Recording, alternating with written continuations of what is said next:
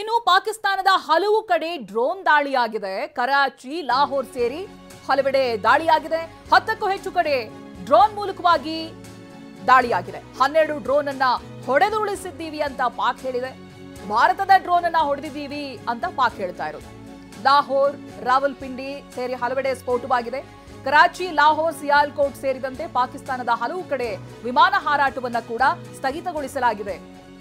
ಪಾಕಿಸ್ತಾನ ಬಹಳ ದೊಡ್ಡ ಕನ್ಫ್ಯೂಷನ್ ನಲ್ಲಿರುತ್ತೆ. ಅಲ್ಲಿ ಬಲೂಚಿಸ್ತಾನ ಲಿಬರೇಷನ್ ಆರ್ಮಿ ಹೊಡಿತಾ ಇಲ್ಲ ಭಾರತದ ಅನ್ನುವಂಥ ಕನ್ಫ್ಯೂಷನ್ಸ್ ಬಹಳಷ್ಟಿದೆ.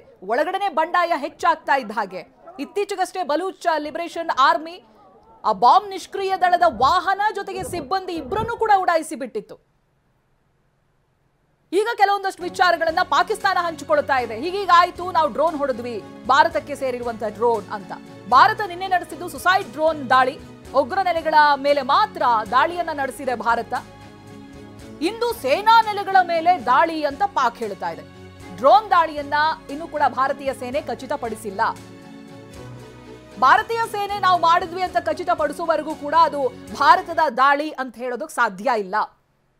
ಬಟ್ ಪಾಕಿಸ್ತಾನದ ಸ್ಟೇಟ್ಮೆಂಟ್ಗಳನ್ನ ನಿಮ್ಮ ಮುಂದೆ ಇಡ್ತಾ ಇದೀವಿ. ಏನ್ ಪಾಕಿಸ್ತಾನದಲ್ಲಿ ಆಗ್ತಾ ಇದೆ ಅಂತ ಅವ್ರು ಹೇಳ್ತಾ ಇರೋದು, ಭಾರತ ನಿನ್ನೆ ನಡೆಸಿದ್ದು ಸುಸೈಡ್ ಡ್ರೋನ್ ದಾಳಿ, ಉಗ್ರ ನೆಲೆಗಳನ್ನ ಟಾರ್ಗೆಟ್ ಮಾಡಿತ್ತು.